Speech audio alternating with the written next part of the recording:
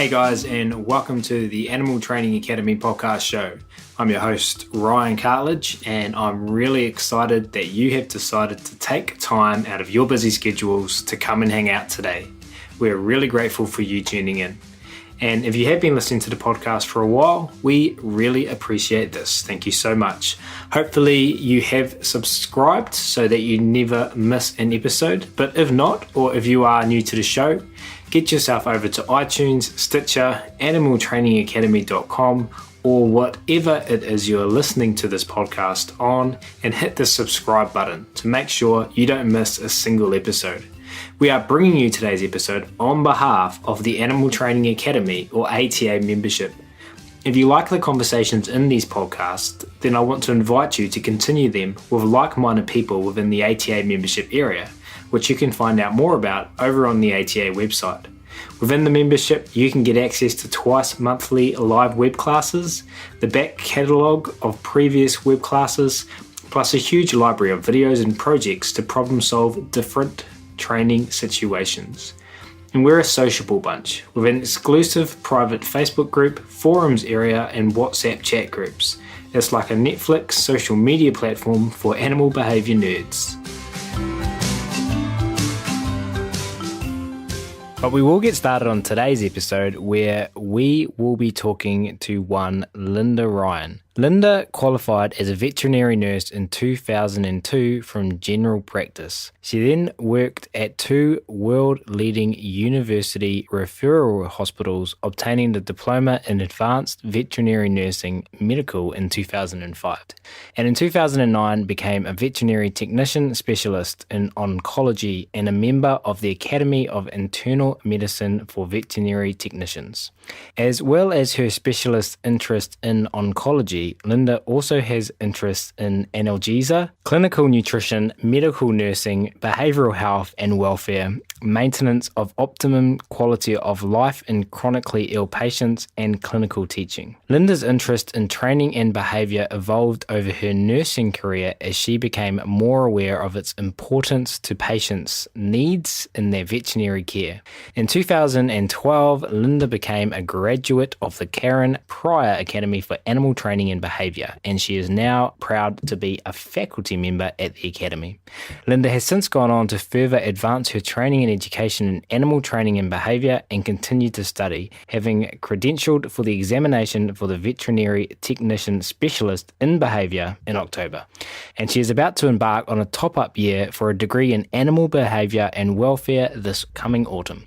Linda owns and runs Inspiring Pet Teaching, which is aimed at pet and owner training and education, as well as continuing professional development provision. She frequently writes and presents for the veterinary press and at CPD, continuing professional development, events for vets, vet nurses, training professionals and owners. Linda regularly collaborates to provide course content and or teaching and reviewing for Karen Pryor Academy, International Cat Care, Fairfree, Encore EPD, as well as many other continuing education providers, both locally, nationally, internationally, and online. The Vet Trainer Connections and patient-friendly veterinary practice is a passion which allows Linda to meld her veterinary nursing and behaviour knowledge for the benefit of patients, staff, and owners. So without further ado, it's my very great pleasure to welcome one Linda Ryan to the show today, who has been patiently waiting by. Linda, how are you? Hi, Ryan. Thank you so much for that fantastic introduction, and well done with all the horrible acronyms and veterinary words. You did amazingly well with those. So thank you. And thank you for having me. It's a huge honour and a privilege to be here with you today. The privilege and honour is all ours. And for those listening at home, I wasn't that successful. I had to do that 3 times.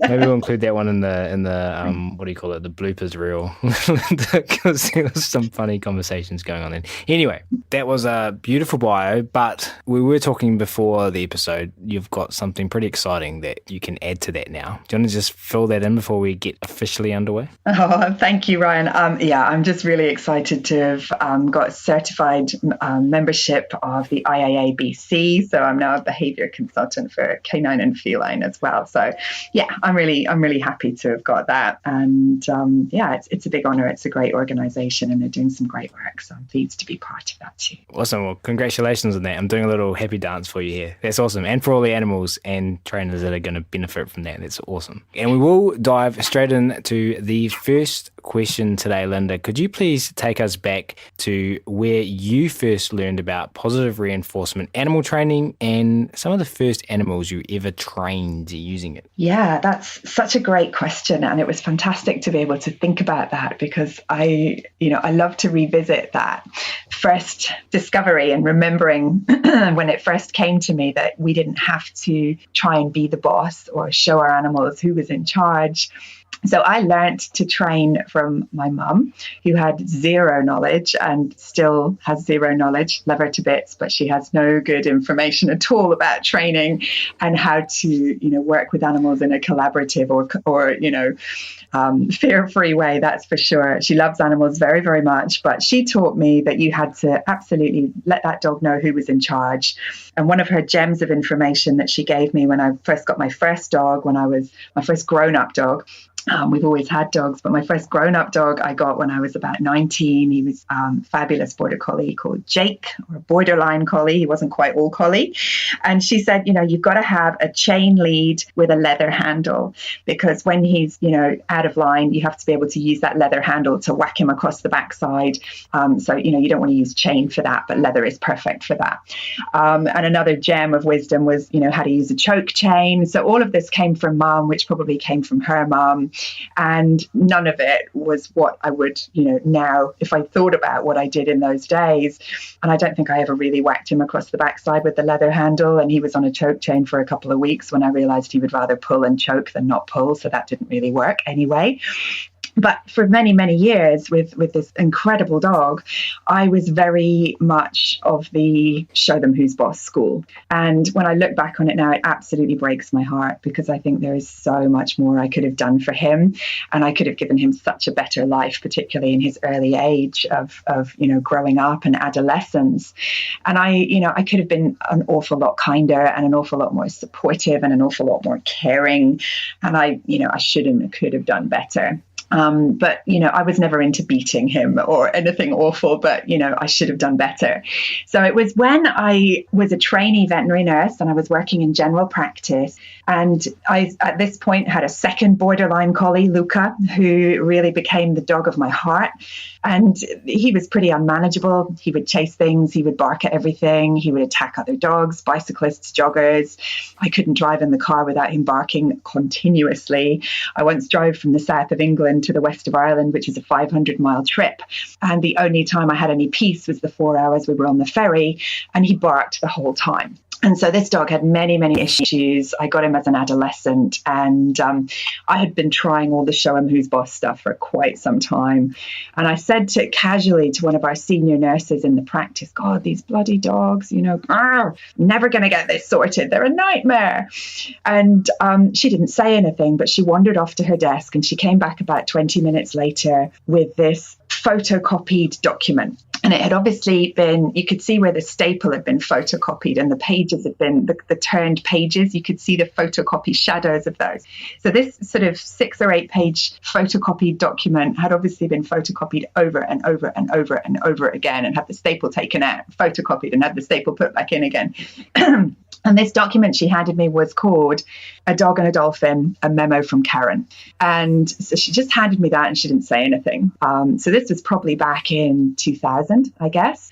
And I took it home and I read it and I just burst into tears. And I thought, oh my God, this is amazing. We can interact with our dogs without using fear and force. We don't have to tell them who's boss. How about we just look for what they do right? And I just was so overwhelmed with emotion after I read this little tiny booklet, a memo from Karen. And it was obviously Karen Pryor's tiny little book that she had written. And it changed my life, and it changed my dogs' lives. So from then on, it was positive reinforcement only for these boys. And within 1 to 2 years, after 5 to 6 years of constantly, feeling frustrated and frustrating them, clearly, we were able to change behavior in a way that I never would have thought possible. And we had the best relationship and the best friendship. And they looked to me for support, and they trusted me, and they taught me so much. So we just experimented with clicker training, and we had a lot of fun, and we changed a lot of unwanted behavior and improved their welfare. And that for me was life-changing. And I had done this for a very long time with my boys. By the time I went to Edinburgh Vet School and worked as an oncology nurse, and so we'd hobby trained for 4 or 5 years at this stage. My boys were getting on, but they were having a great life. And as I worked with the oncology patients, so they would be coming in sometimes for, every single week for chemotherapy. When I took over the service and I inherited that service from, it was not really a service when I kind of created it. So the dogs that had been coming in for chemo week in, week out would literally walk in the door and poo on the floor, or they would be straining at their leads to try and get back in the car. There were huge amounts of fear and resistance to coming in, lots of escape behaviors. And the cats were usually either shut down or really aggressive and difficult to handle. And it had I'd never really made that connection between the hobby fun training that Jake and Luca, my colleagues, and I had done together over all this time, that could have any relevance to veterinary practice at all. It never occurred to me. And as I worked with the oncology patients over the first year or two of setting up the service there, I just gradually learned to think a little bit more about, could we use positive reinforcement to help these guys have a better experience? How could we do it? And I started off just by teaching them some tricks in the hospital and just having some fun with them so that it was a nicer place to be, and making the kennel a really cool place to go, and you get reinforced for that. And, we kind of gradually evolved that onto actually starting to think about training for cooperative care as I evolved my knowledge. And so it really evolved from this clueless idiot veterinary trainee nurse who was showing her dogs who was boss, to getting this memo from Karen and working with my borderline colleagues, Jake and Luca, to change their lives, to then turning it into a hobby, to then seeing the stress and distress that my patients were undergoing on a daily basis and thinking, gosh, I wonder if we could apply this in some way and change what their experience is like in the hospital too. And so that's, there, I guess, the first patients on those two different levels, and for, my own pets and my patients, that I started to work with clicker training and positive reinforcement training, and teaching owners about it as well. So helping patients' owners to give them a better life. So for me, it started as a hobby, and then it became a professional passion, with all of those incredible animals who taught me so much. And I just feel so incredibly grateful to Helen Walker, if she's listening, for handing me that memo from Karen in the first place, because I'd probably still be wandering around in the dark ages if I hadn't read that. That's a great journey. And you're a great storyteller as well, Linda. I was imagining this document with the photocopied staple and dog ears in it as you were telling that story. So thank you for being a great storyteller. I love stories. For anyone that listens to this podcast, you'll know that. It must have been very stressful, I'm imagining, having this dog that you told us about that was barking the whole time in your car trip. And you said that it broke your heart, or breaks your heart now to kind of think back to then about all of the things you could have done with what you know now.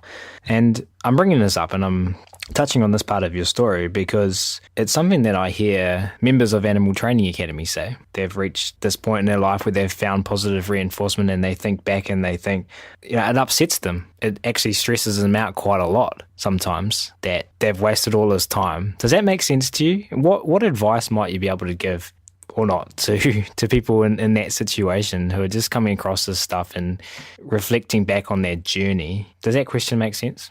It really does. It's a great question. And for me, when I think of what I could have done and what I should have done better, for a long time, I would be genuinely very, very upset about it. I mean, it would bring me to tears, actually, because these animals, these dogs, meant so much to me, and I loved them so, so much. And sadly, they're both gone now.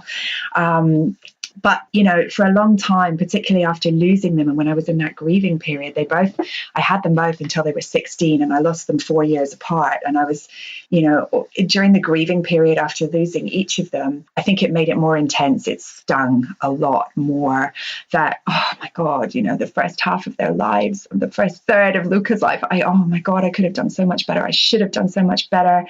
Even through their veterinary treatment at the end, I could have done better and I should have done better.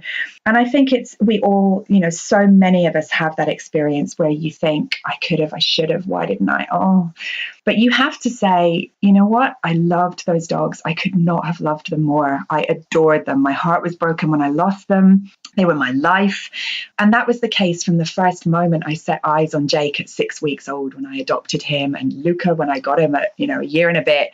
I adored them from the moment I met them. It wasn't that I didn't love them. It wasn't that I didn't care. It wasn't that I wanted to be unkind to them or that I wanted to not do my best for them.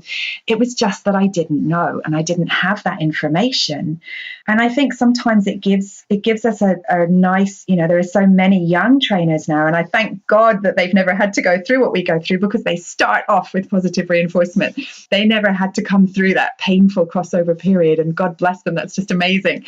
But those of us who have come from there, I think you just have to be kind to yourself and to say, I would say forgive yourself, but you don't have to forgive yourself because you didn't have that information. You didn't know. You were doing the best you could with the information that you had at that time, with the limitations of your knowledge and skill.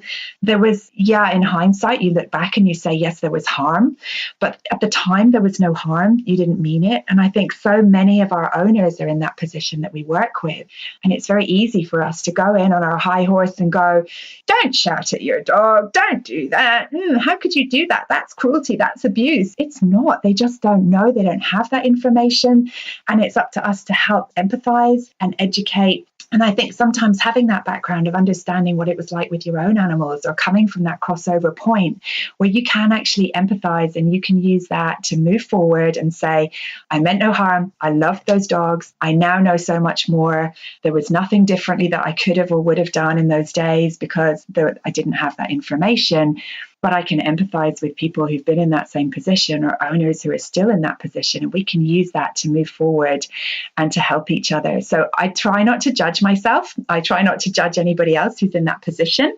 And I think in the world of positive reinforcement training, we're amazing with how we deal with animals, but often we can be a little bit punishing to trainers who use forceful methods or coercive methods or who don't use positive reinforcement training. And actually, I think we all need to look at ourselves, look in the mirror before we start throwing stones at people. So I think we all need to be a little bit kinder, a little bit more empathetic, and help each other reach out across and go, you know what, I was there once, or I could have been there, but for the grace of God, and just, really use it to move forward, use it to teach, use it to learn, use it to empathize, and not be judgmental and not be unkind and not beat yourself up either, because what can you do? It was the way it was, and now we know better. So that's kind of my take on it. Words of wisdom there. Be kind, be empathetic, and help each other out. Can't go wrong with that. And potentially even you could view it, and this might be far out there or quite different than how people feel. I understand that. But you could use that as something to really help others out because you have empathy for how they feel. Is that kind of... That's exactly what I meant, Ryan. Beautifully put. Thank you so much for potting that, because that's exactly what I meant. Absolutely love it. Now, I was going to ask you to bring us up to speed and where you are now. So let's just shelve that for a second, because I want you to be able to share information about where people can go to find out about you as well. And I think this is a good place to put it. But we're going to just shelve it because you said something there which actually transitions beautifully to the next thing that you and I were going to talk about. And this was Helen Walker coming up to you. Did I get that name right? Helen Walker? You did. Helen Walker, if you're out there, thank you. This is when Helen Walker came up to you and handed you, was it called Dogs to Dolphins, was it? Karen Pryor's memo? It was called A Dog and a Dolphin, a memo from Karen. And think about what that did for your life. and now all of the people that you interact with and all of the animals that these people interact with. So at Animal Training Academy, we call this ripples. That would be an example of a ripple. Someone did something small and look at the ripples that flowed from that event. Now, when you and I were catching up a couple of weeks ago to talk about the subjects and the topics we wanted to cover in this podcast, we talked about ripples. And you said that it resonated with you, and you like to say this concept of spreading sparks. So can you just build upon this idea for us, Linda? When you say spreading sparks, there's a tongue twister there. When you say spreading sparks, what do you mean? How does this for you relate to animal training? And maybe give us some examples if you have any. Thank you so much. That's I love the concept of ripples. It's perfect, isn't it? It's such a visual analogy, and it makes so much sense to us. One little thing changes so many other things, but slowly and gradually in a little tiny increments, and all of a sudden you've got a wave. So I love that. Thank you. I speak a lot on patient-friendly practice, low-stress handling, fear-free practice. So I speak a lot to the veterinary profession about this. And after my title slide, when I've kind of warmed up a little bit, I put up a slide of a massive bonfire, and it's an incredibly startling image, and you can see these tiny little sparks heading up from the top of the flames into the blackness on this picture. And I like to kind of build this analogy really of, certainly in the veterinary profession, we're very good at clinical work. We're very good at client communication. We have fantastic skills in so many areas of animal care and welfare, but we really don't get taught very much at all about animal behavior and animal communication and how we should apply that in our daily work as veterinary professionals. So I love to kind of think of this idea as, I don't want to come in here and give you all the information now, because that's going to be overwhelming. And we only have, 2 hours or 6 hours or whatever it is we've got to talk together. We've got a couple of hours together, and a lot of this information might be new to you. And I don't want to overwhelm you because, I'm overwhelmed by it. I feel like I know nothing half the time. And so let's talk about, how about we start a little fire? How about we just start a little bit of an inspirational thought, which, if you're going to use your fire analogy, that could be an ember or a spark that just springs out from the fire. Like, when you've got your log fire on in the evening and a little spark flies out onto the carpet, we can take that spark and we can take it elsewhere and we can start another fire with it. And of course, if you're not careful, you'll set your house on fire if you don't keep an eye on those sparks that come out of the fire. But the idea really is that you might not take everything from this, and I might not be able to tell you everything, of course, because I don't know everything. But if I can just inspire one little piece of information that you think, oh my God, body language, or oh wow, just slow down, or just anything that you think maybe we should think a little more about behavior in a holistic way when we're dealing with our animals, one tiny thing. And if you go out and you take your little spark and you look after it and you hold it in a container that's going to keep it alive and it's got enough oxygen, so it's got enough care.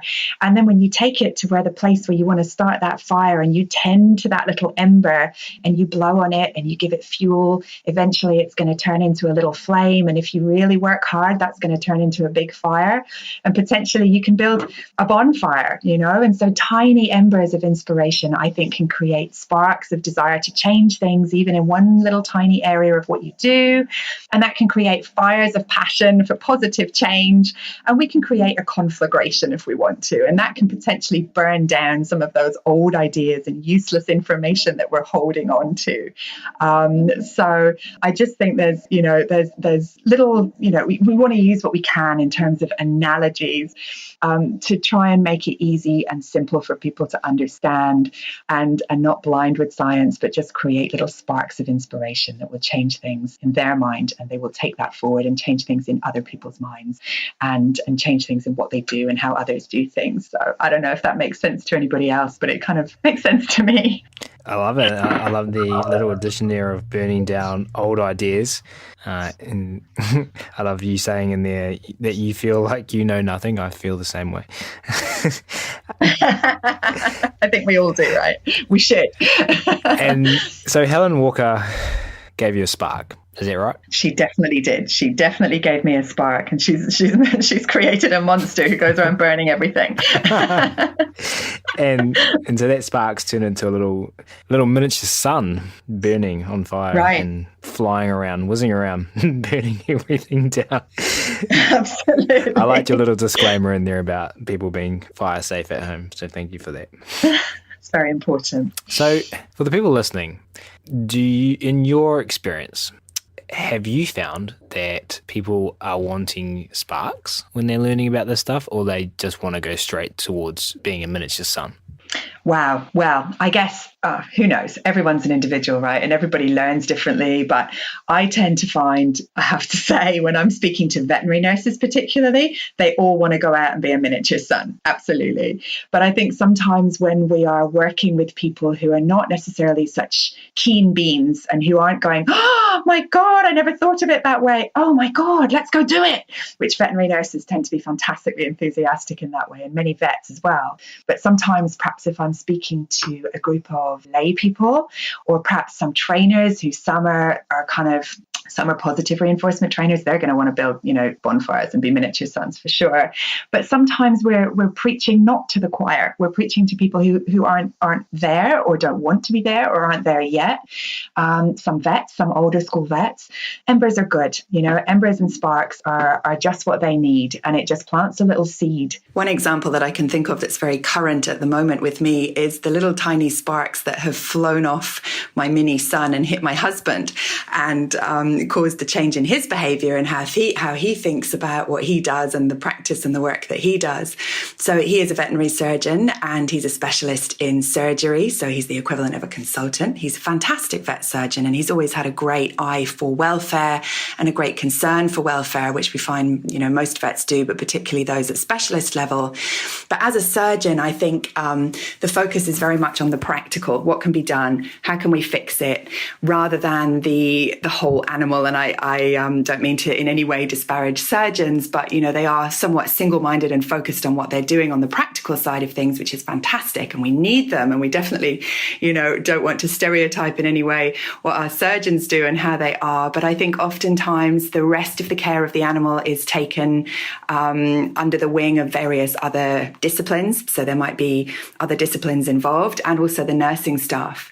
And so he's very much caught some sparks and taken some embers and taken them along his journey, where, before we would often, I would try and chat about some of these things that had really inspired me, or that had really caught fire with me. And it just wasn't even on his radar at that time. And it wasn't something that he was interested in. And so we didn't even really talk about it. Whereas now we've come kind of full circle, where he's learned a lot. We've learned a lot together as we go along. And he's coming back to me and saying, well, actually, this idea of fear-free and low-stress handling, how can we incorporate that? And he's changed how he practices. And he's also started talking to other members of staff at his practice. And they're now really interested in me going in and collaborating with them and doing some teaching of the staff. There's a very large staff there. There are surgeons and medics and nurses and lots of different people with lots of different disciplines, most of whom are specialists. So they're all incredibly good at what they do. But oftentimes us specialists, and I know, we can get quite tunnel visioned. So seeing the big picture is quite difficult. And so he wants to try and spread a few sparks and start a few embers to get a couple of little fires going in everybody at work. And we know that not everybody is going to take on board the idea of every animal at every time being pre-trained for cooperative care and having the perfect fear-free experience or low-stress handling experience. We know that's not realistic at this point.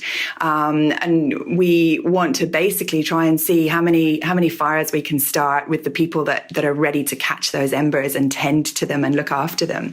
So we're going to go and do some teaching in the practice and work collaboratively, so that we do some practical teaching, we do some theoretical teaching, and just see if we can even change little things that people do on a daily basis and then make them normal, and then make those normal things, push them a little harder, give them a bit more oxygen and work there. So that's a perfect example that I can think of at the moment. I think it depends on the individual. It depends on their goals. It depends on whether you're coming at them. And, I hate to be preachy and teachy, and it's great if you're preaching to the choir, because the choir are all going to sing along with you.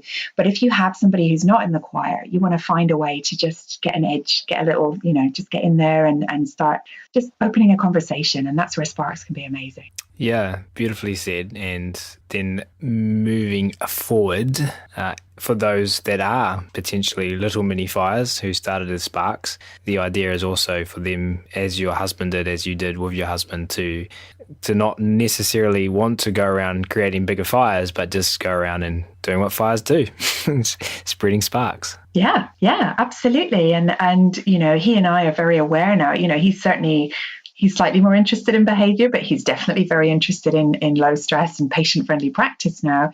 And he's very aware that we're not going to change the whole practice. We're not going to, make everybody suddenly be mini suns whizzing round and round. But what we want to do is just create a thought that maybe there could be a different way. Maybe we could make things better. Maybe we don't have to scruff cats all the time. Maybe we don't have to pin dogs down in the corner to get their blood samples. And that doesn't mean that every patient is going to have a cooperative care training plan made for them when they walk through the building for their specialist care, but it might just change the way some people, maybe not even all people, there'll be people who roll their eyes to heaven and go, really? No, we just need to get it done.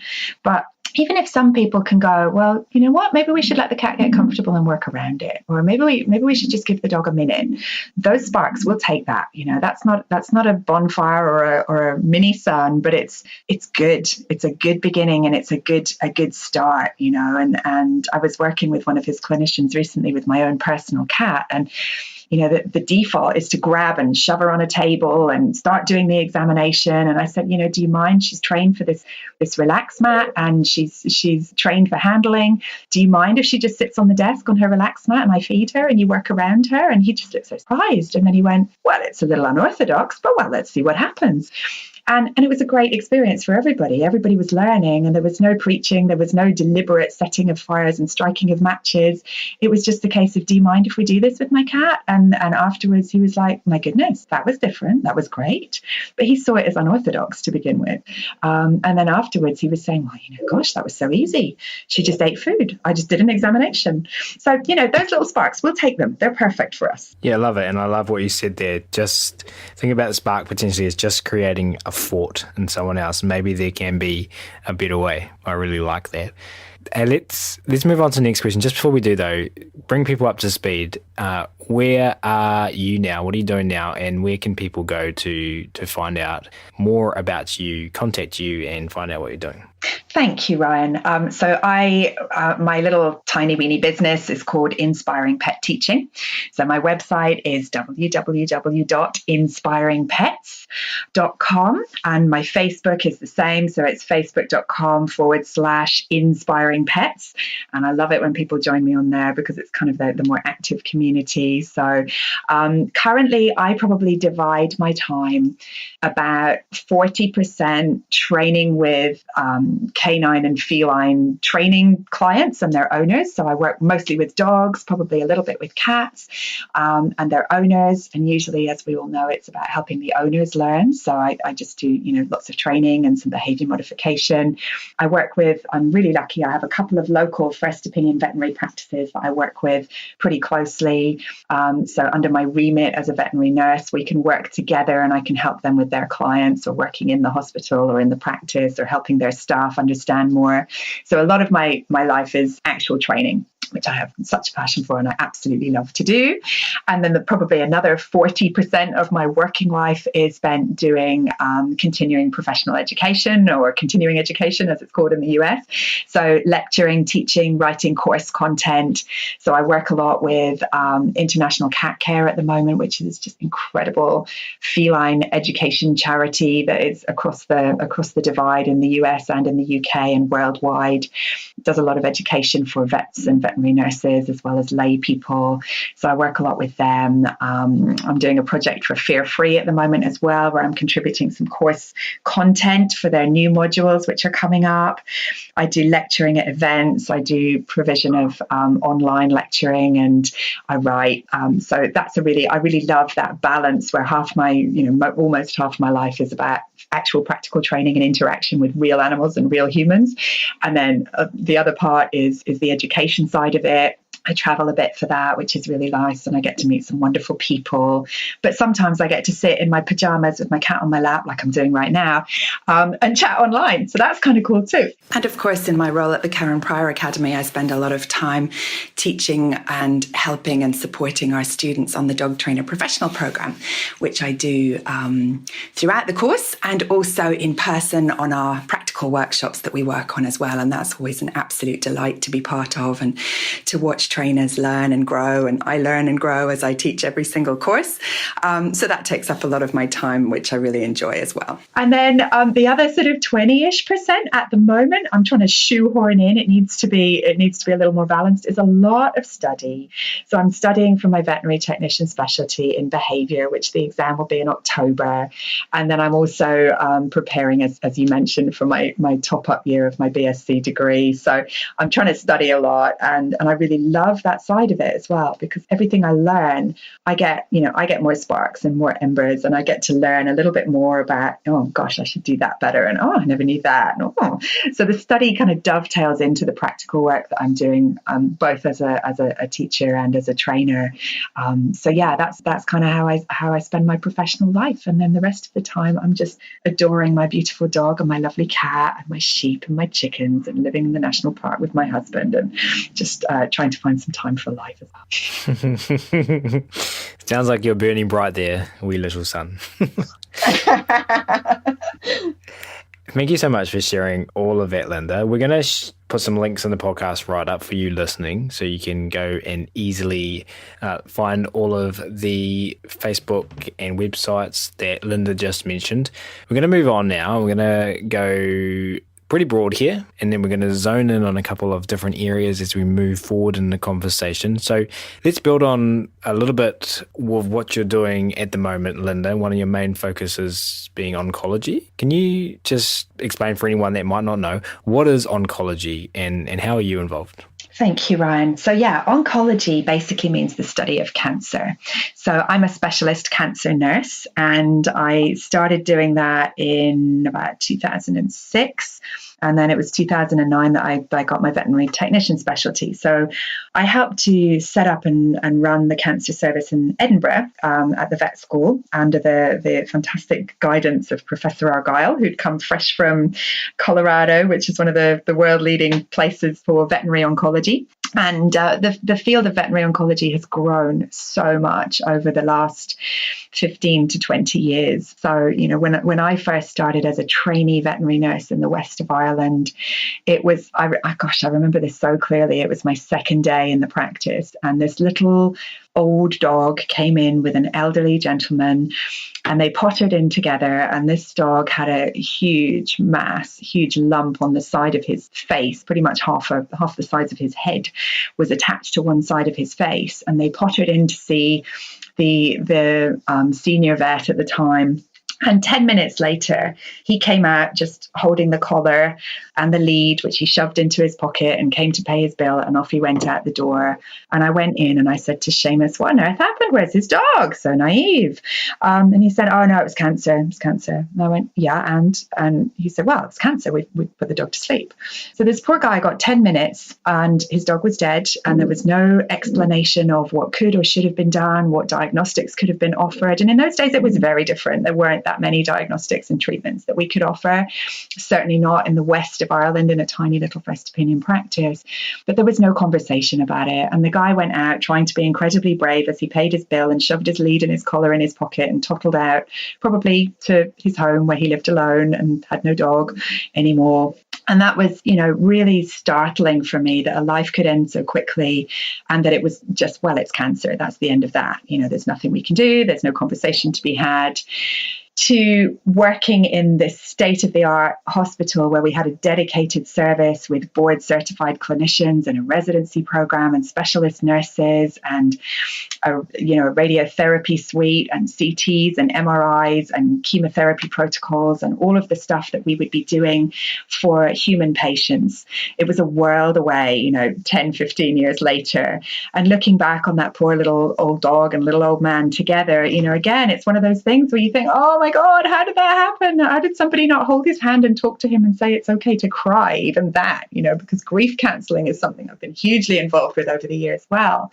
So my involvement was with the cancer service, and we were aiming, and still are, now I teach a lot on oncology. I don't do as much clinical stuff, but I do still go into practice and do kind of practical tutorials for nurses. In fact, I've got one coming up in the next couple of weeks where I'm going to go in and talk to them about quality of life and welfare and how to set up clinics for our patients, outpatient clinics, and also chemotherapy safety, as well as ensuring that our animals have great quality of life on their chemotherapy and their treatments. And that's something that's really struck me when I've been working in the specialist clinic, is that there's a lot we can do for our patients. If your dog has a tumor on his head, by all means, we can cut off his head. There he is, he's cured, but we have no dog. So what we need to have is that balance between quality of life and welfare, and that dog having the best possible quality of life, however you want to define that, as possible, with the caveat that we may not have the longevity. So in human cancer therapy, the aim is always cure. Whereas in veterinary oncology, the aim is not necessarily cure. It's the aim to make every day as good a day as it can possibly be for this dog and for this owner, and to preserve the human-animal bond and to preserve that quality of life that they have together. And so when we're treating them, we don't always go in all guns blazing and say, yeah, let's chop his head off, that'll get rid of the tumor. We will go in and we will do the minimum necessary to achieve what we need to achieve so that that dog or cat can have the best quality of life, rather than thinking about all the days it might have. All the days have to be good.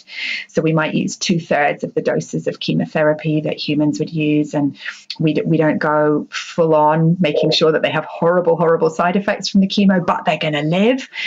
We don't aim for that. It's the opposite. We give the minimum amount of chemotherapy necessary to ensure that the cancer is under control and they have the best possible quality of life alongside it. And we rarely see side effects from that. And it's the same with radiotherapy. So we're aiming for the minimum necessary treatment to ensure the best possible health alongside the quality of life as well. And a lot of it is about owner education, because many owners, cancer is a really sensitive topic. Everybody knows somebody who's suffered from cancer. Many people have lost friends and relatives to cancer. And often when they hear a diagnosis of cancer in their dog or their cat, it's instantly devastating, because there is, it's a scary concept. We're all very, very frightened of that concept.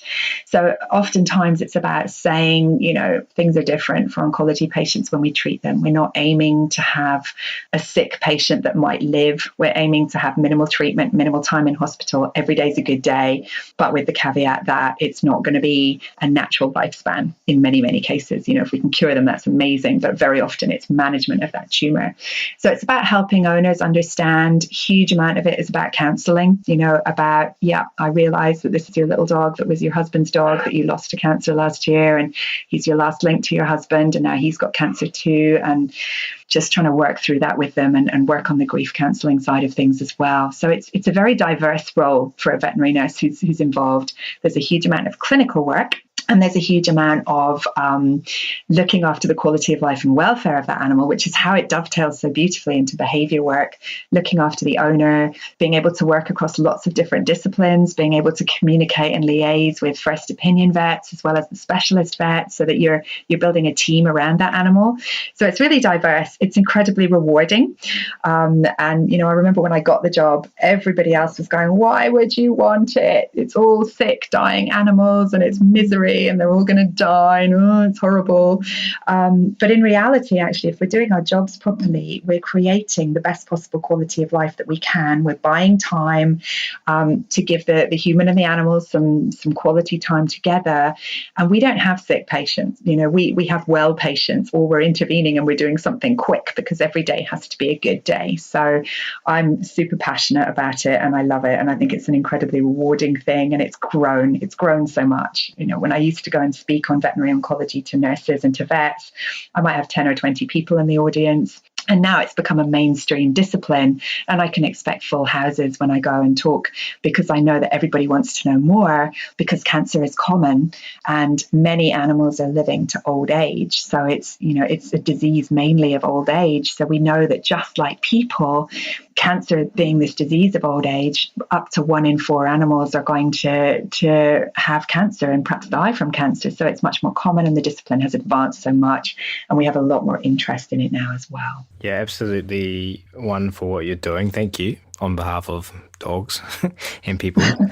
I think I rambled on a little bit too much there, didn't I? Not at all. Not at all. I mean, it's such a sad topic. I mean, that once again, you do tell a good story, Linda. And when you're talking about that old man at the start, putting his leash and his collar in his pocket and leaving to his house, and that's incredibly sad. And it's rational, I think, for your friends to be like, Linda, let's just think about this. Is that what you want to be doing with your life? So that's why I say thank you, because thank you. Thank you. So bring us now to the application of clicker training in this setting. We'll move. I really want to move on to your inputs and offerings with regards to clicker training in the hospital setting in general. But maybe let's start here. What kind of behavioural interventions do you include with people in this position?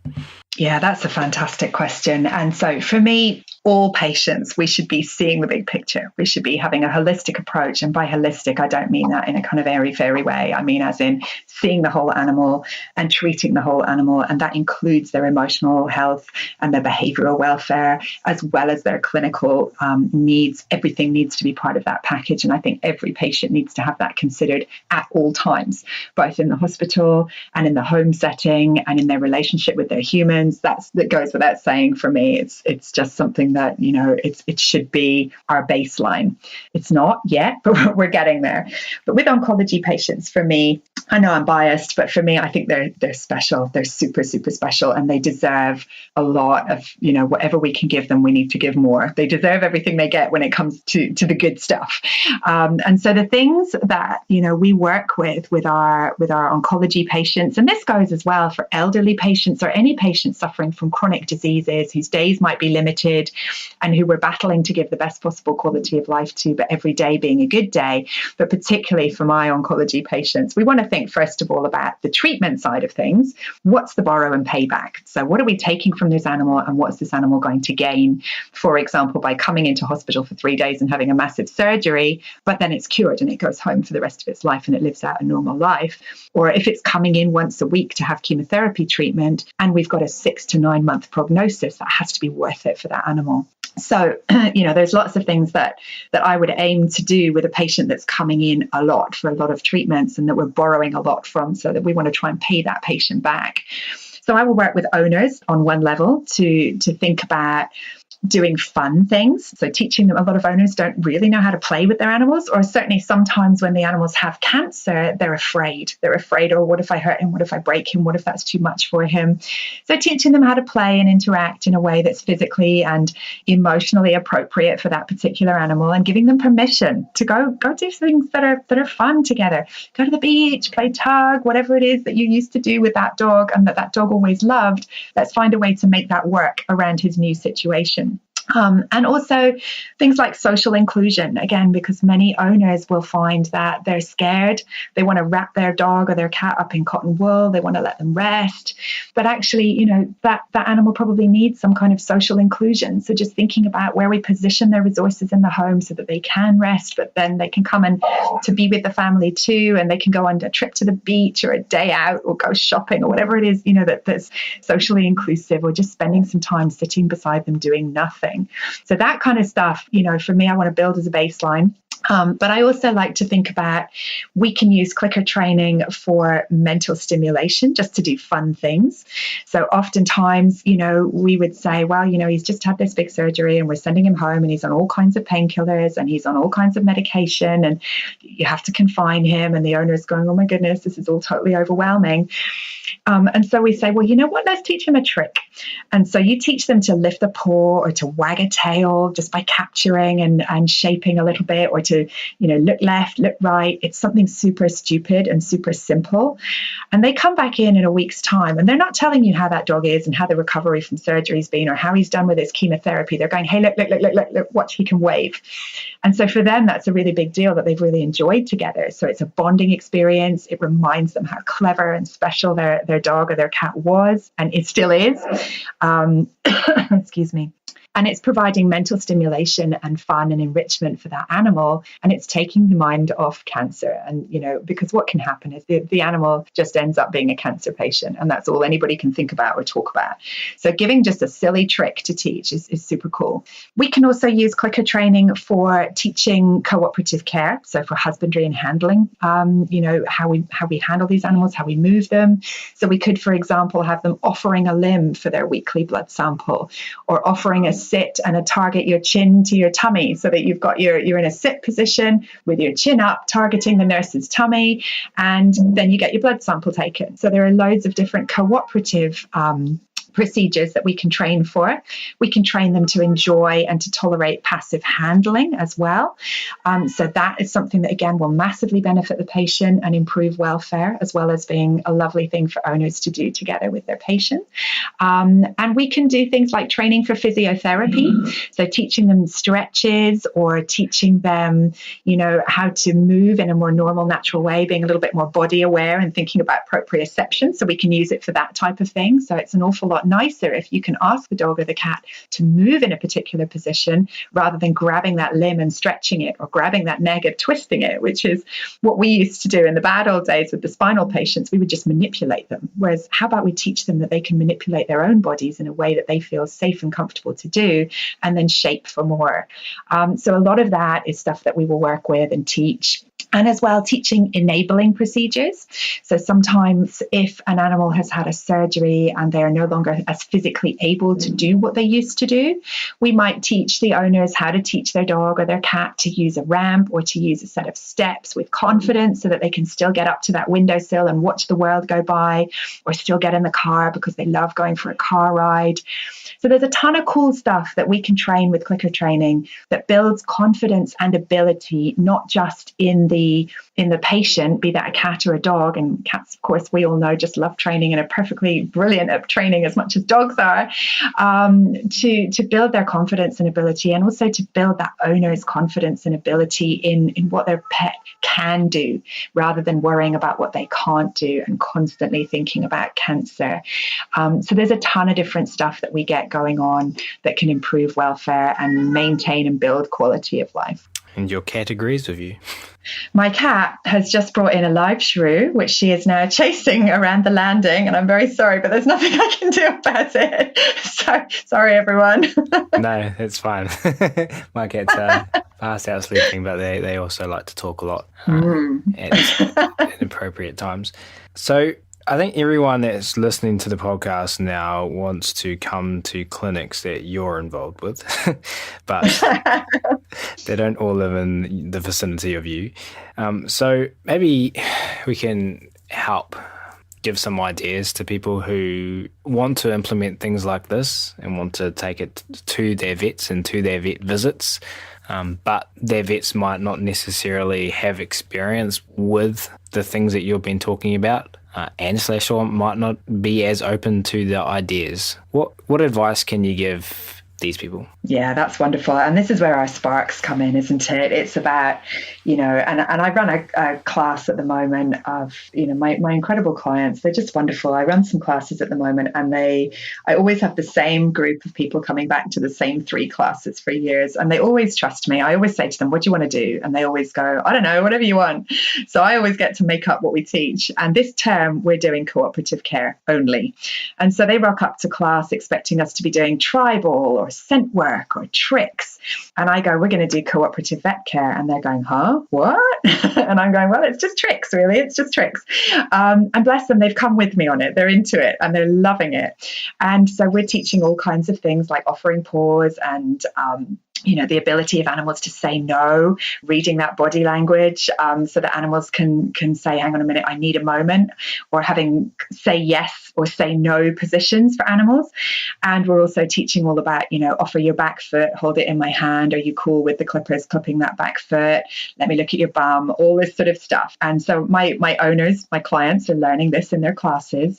And then they're coming in 3, 4, or 5 weeks later going, I was worried about this, Linda. I was worried, but he needed his vaccination and we had to go in. And so I just showed my vet what we were doing. I showed him that he has a yes and a no behavior. And so if he says no, we all stop and we all back off and everybody takes a breath. And then we wait for him to say yes again. Or I showed him that, you want to clip those nails, don't force it, don't grab his foot, just ask. He knows what to do.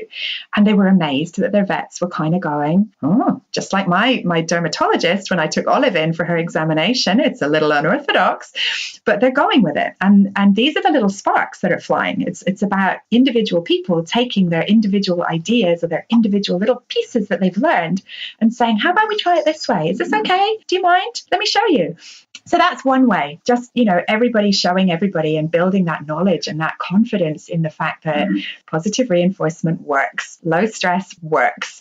We don't need to grab animals and do things to them. And, if we can have owners going into vet clinics doing that day after day, one at a time, one vet, one owner, one dog, one cat at a time, they're fantastic little sparks that are going to go out into the world.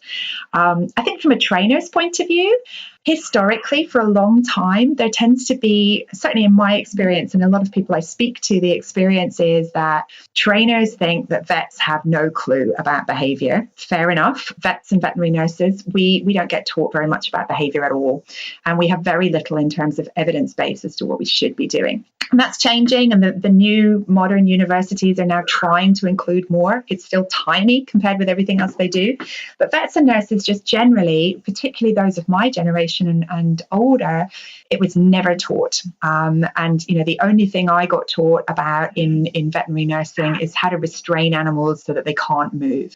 That was about my behavioral knowledge and how to use a slip lead properly.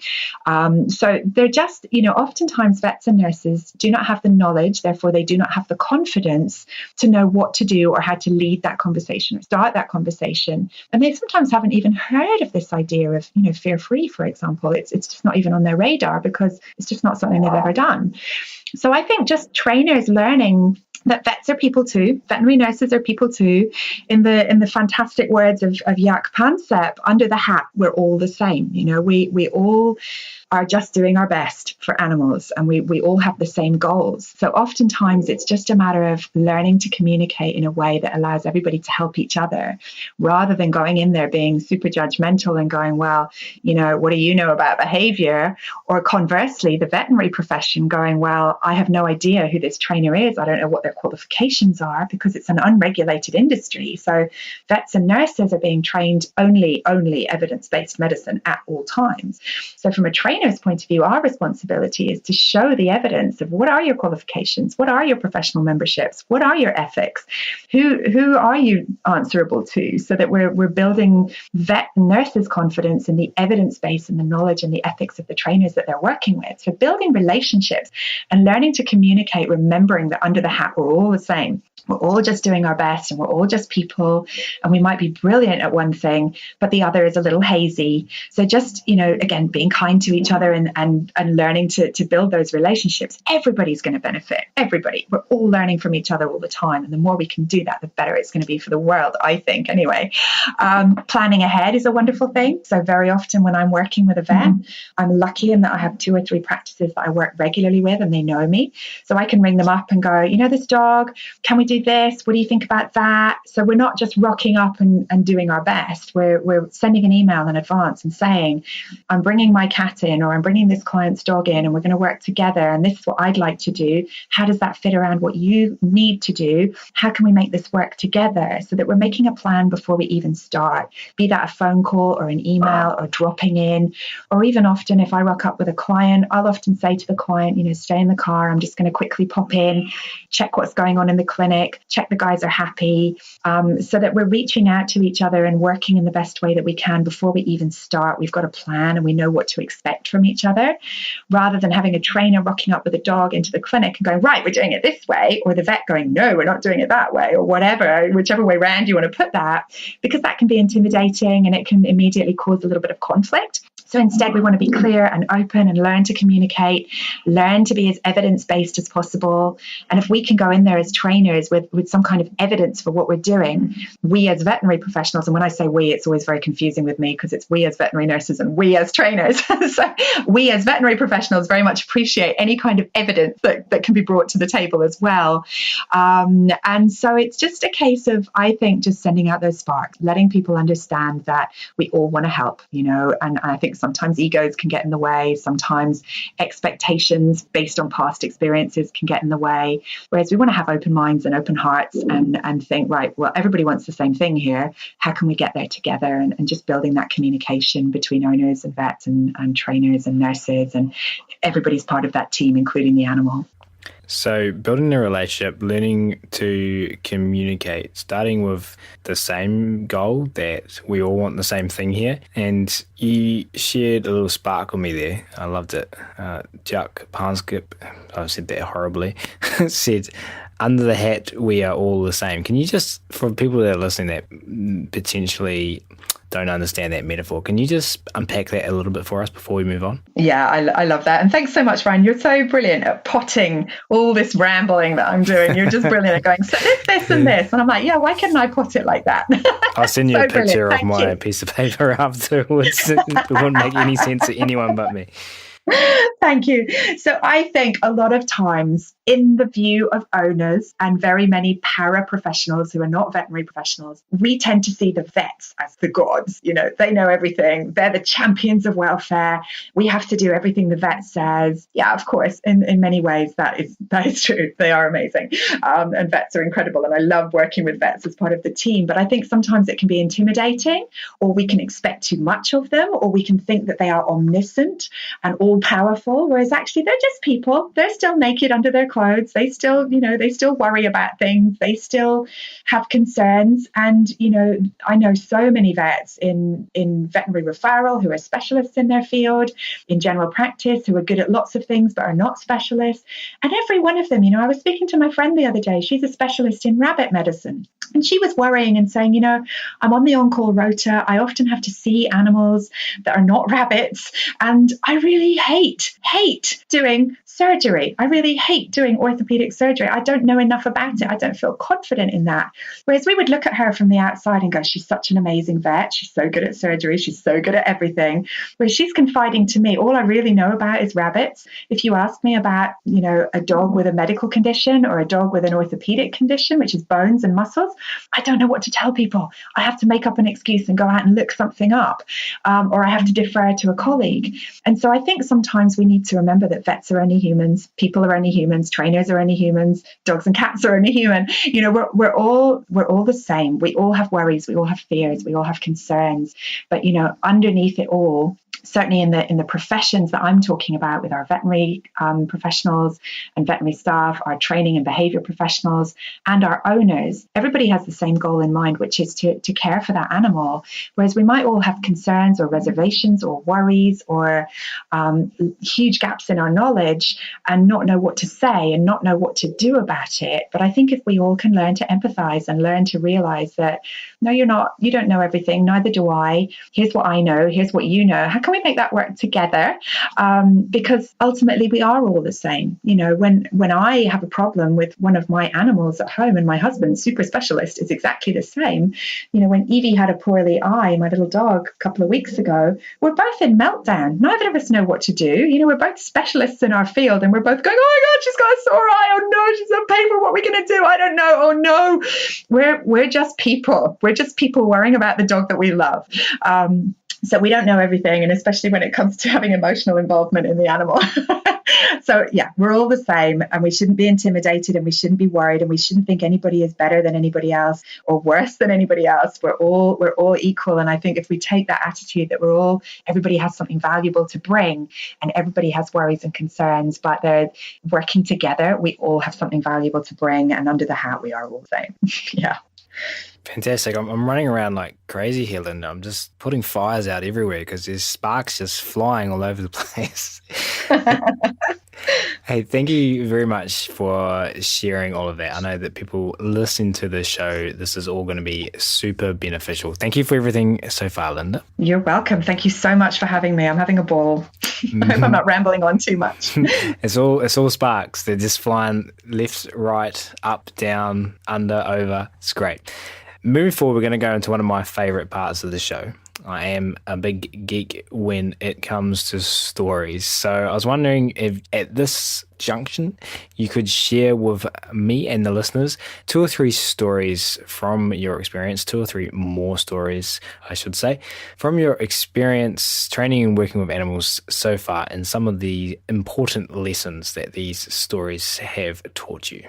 Oh, I love that question. And that gives me a real lovely opportunity to reminisce about, animals that I've worked with over the years. And so one of them that always springs to mind, and this is a dog who actually, he travels everywhere with me on every lecture I ever do on oncology and on, good quality of life, is Screwball. And Screwball was a border collie. He came to us, to the cancer service. He was I think he was about the 3rd patient I ever cared for in the cancer service. So he came to us very, very early on in my time learning about all of this stuff.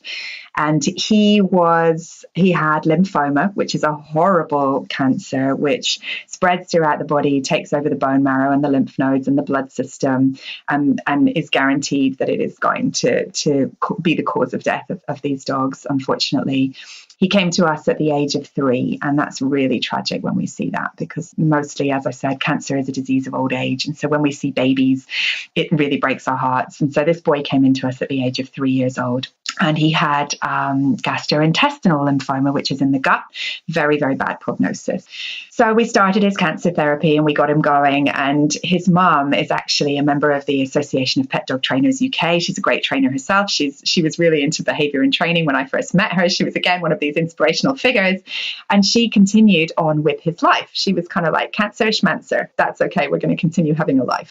So he would come in for his treatment once a week, and he was given a kind of 9-month-ish prognosis if he was very, very lucky, maybe 6 months. So throughout his cancer treatment, she continued to do his training. So he was an agility collie. He was a fly ball collie. And so he was already in training he'd won a place at Crufts for both of these things. And he was already in training when his diagnosis was made. And she was kind of like, this isn't going to stop us. We want to keep this going. And I was like, yeah, that's amazing, because we want to keep the quality of life going. So we tried to maintain that training routine as much as we could around his cancer treatment.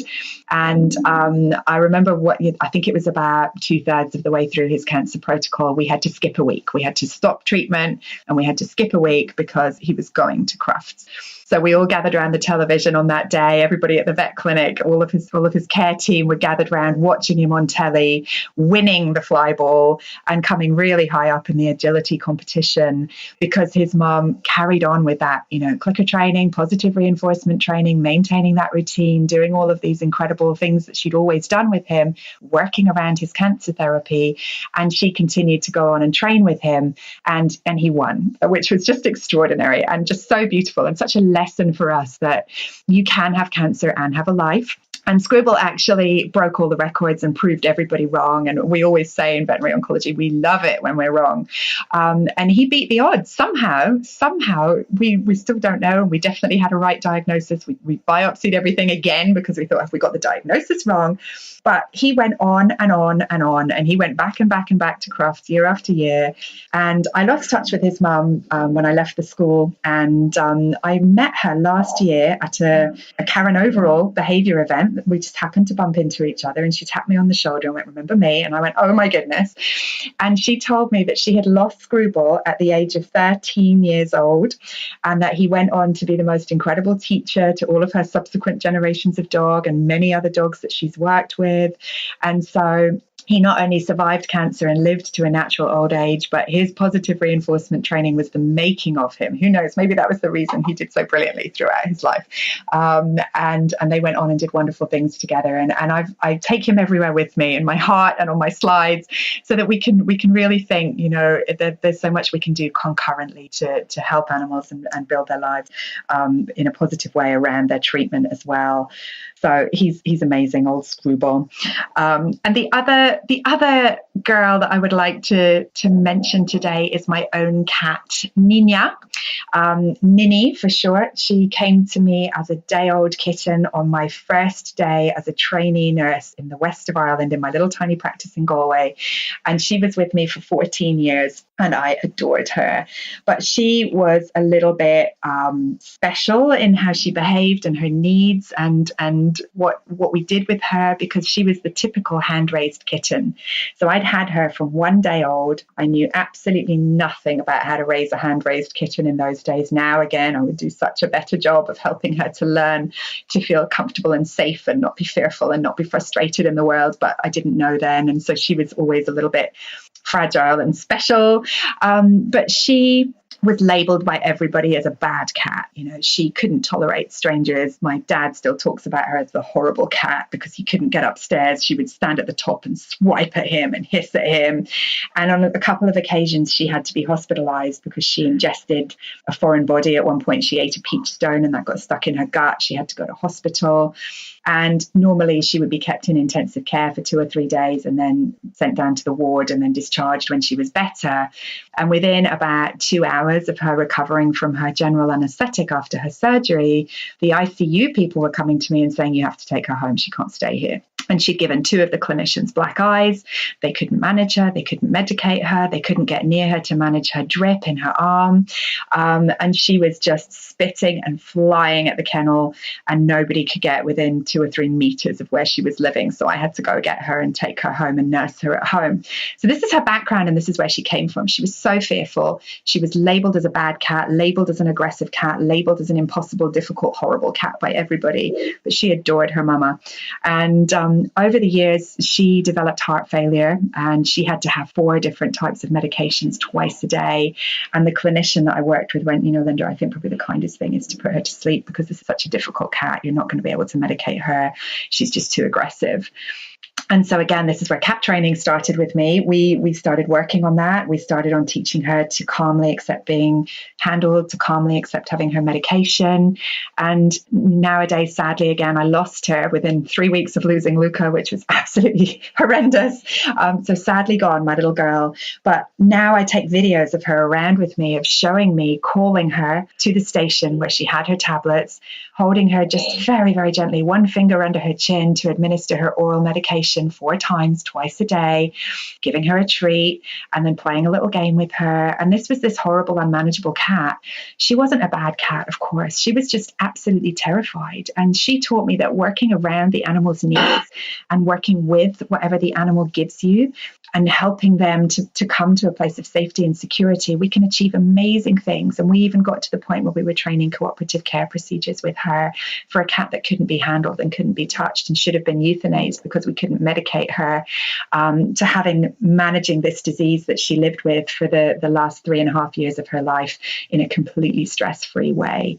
So there are my 2 that I've chosen to chat about. I could tell you about hundreds of my animals that I've worked with over the years, but they're the 2 that I've chosen to pick out for today, the amazing teachers. Wonderful stories, and I've got a lot of questions and tangents we could go off on, but I'm also conscious of the time.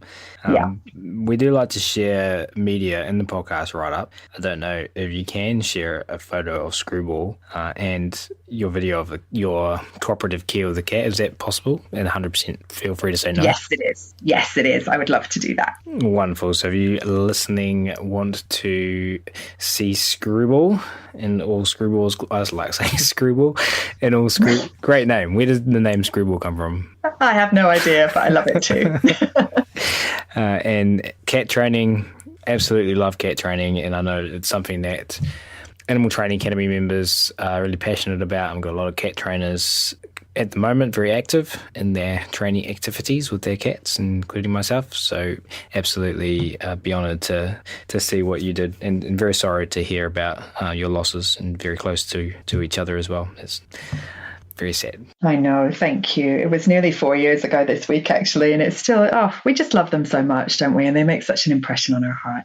We'll always value them. Of course. And yeah, just once again, just condolences on that. It's always not nice to hear those. We learn so much from them at the same time, don't we? So their legacy is living on, and it's living on right now. For sure. The legacy is there, and they give so much, they teach so much. And, it's so sad that their lives are just that much shorter than ours. And I just hope that this hasn't been too much of a depressing podcast talking about all these cancer patients and then my personal losses. But, I think we need to celebrate these lives, and we need to remember them, and we need to honor them and value them and keep them with us forever, and take the lessons that they teach us, and remember the joy that we have with these animals and that they bring us, and that we share with them. And I think we should, for me, it's uplifting to remember and to enjoy the joy that we shared, for sure. And their sparks are still being shed, even though they're not physically with us anymore. On another sad note, we are nearly at the end, Linda. But that's okay, because we have one more question, and I absolutely love this one as well. Linda, I'd like you to take us all into the future now and share with us what you would like to see happen over the next 5 to 10 years in the animal training world. Oh, that's a chunky one, isn't it? There are so many things, and I think it's really tricky to pick out a couple. But for me, personally, for what I do and how I work, I would love to see more veterinary trainer, owner, pet collaboration and communication, because I think that's going to benefit us all. So I want us to come together and to work together and to see the advantage in that, and to see how much we can all help each other and learn from each other. So that's a biggie for me. I would love to see more of that. And I think we've got a couple of feet on the ladder as we head up that ladder towards the dizzy heights of being mini sons. So I think that's a really big one. I would like to see more of us working with animals. So I think sometimes, particularly, certainly for me, when I started out as a baby trainer and I got my memo from Karen, it was all about, wow, look what I can make the dog do. Oh, cool. Look what I trained him. I'm so clever. I'm so smart. And the older I get, the more savvy I get, the more animals that teach me things, the more I realize is the animals are teaching us. We need to let go of our egos. It's not about us. So I want to see training for welfare, training for quality of life, training for improved human-animal relationships, training for animals to be successful and happy within their homes. So you and I were speaking a tiny bit about this before we came on air, about, things that we don't bother training for because we don't care. You don't care about your cat lying upside down on your desk when you're trying to work. I don't care about my dog jumping up on somebody because she's excited to see them. Whereas many people would say, oh, you should train your cat to station when you're working. You should train your dog 4 on the floor when a visitor comes. I don't really care about that stuff. I care about my animal having a happy life and being confident and being happy to try new things. Yeah, of course, I don't want a crazy, out of control dog that's socially obnoxious for everybody on the planet. But if it's relatively innocuous things that is an expression of happiness and joy, I don't care. I'm not training for that. What I am going to train for is how our dogs can be successful in their lives with us. Because in the words of Suzanne Clothier, our dogs are not volunteers, and our pets are not volunteers, they're conscripts. So it's up to us to make sure they have the best possible life in our care. That's where I want to see training going. Us working with empathy and consideration, building skills for life in what we train with our animals, things that matter to the animal, and things that make their lives better in our world, and making sure it's all about them, not about us. So that's how I would like this to be in the future. And I think we're getting things that make it better for them in our world. Love it. Yeah. And I'm in the process now of making a big combination of everyone's answers to that question, because I've been asking it now for becoming on 3 years nearly. So I'm going to be able to start measuring this stuff soon, and it's going to be I'm going to be putting a video together over the coming while of all these answers. So really excited about being able to add your contribution to that as well. Touch wood that I actually finish doing that, because it's going to get bigger every month. You could make a research paper out of that, couldn't you? I think we What could. do trainers think is the most important thing? Well, we've got a conference coming up, and it's called Shaping the Future. And I thought, how better to define the future for everyone at that conference then? Fantastic. I love that. Hey, thank you for sharing everything today, Linda. Before we do wrap up, just remind everyone listening please, where they can go to find out more about you, what you're up to, and how they can get involved. Oh, thank you so much, Ryan. So it's www.inspiringpets.com, or it's facebook.com/inspiringpets. And I would love to make contact with anyone that wants to chat, anybody that wants to collaborate. I'm up for it. We're all learning all the time. And lovely to hear from new people and learn new things from each other and with each other. So thank you so much. Absolute pleasure. And we will, as mentioned, link to all of that in the show notes next to Screwball. So you can come in there nice and easy and find it. Hey, Linda, from myself and on behalf of everyone listening, we really appreciate you taking the time to come on the show today and to catch up with me a month ago and to send messages back and forth in the interim between those two events. So we really appreciate it. Thank you very much. Thank you so much for having me. I've absolutely loved it. And it's just a pleasure and an honor. So thank you.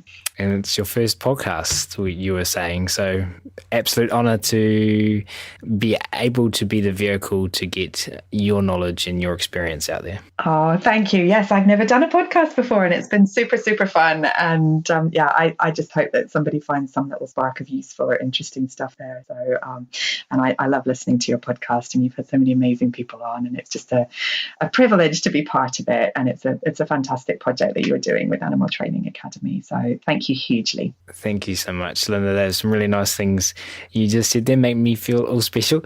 We do, of course, really appreciate all of you tuning in today as well. And if you have enjoyed this episode and you are interested in carrying on the conversation about working with our animals in the most positive, funnest, choice-rich ways, then as mentioned at the start of the episode, the Animal Training Academy community is waiting for you. Head on over to www.animaltrainingacademy.com and click on the membership button in the main menu to learn more about what members are describing as the Netflix social media platform for behavior geeks. There's something there for absolutely everyone, and we're looking forward to having you join the tribe. That's it for this episode, though. We will wrap it up there. Thanks again so much for listening, and you will hear from us again soon.